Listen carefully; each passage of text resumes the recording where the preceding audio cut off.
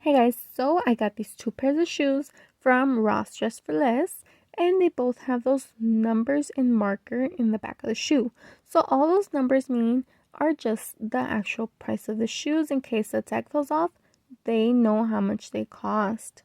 So you see, both of these shoes have it, and I want to get rid of it. So all you need is some acetone and a Q-tip. So go ahead and put some of that acetone on your Q-tip and go ahead and wipe it off. It should start coming off right away. So if you don't know, acetone is actually nail polish remover. So that is all you need with maybe a Q-tip or two, and that should be enough to get rid of all that marker. You can still see a little bit right there, so I'm going to push it in there to make sure I can get rid of all that marker. And there you go. That easy, guys. It's just some acetone and a Q-tip. So now I'm going to show you guys how it comes off the croc. And yes, I did get these crocs at Ross for 13 bucks. Super cheap, guys.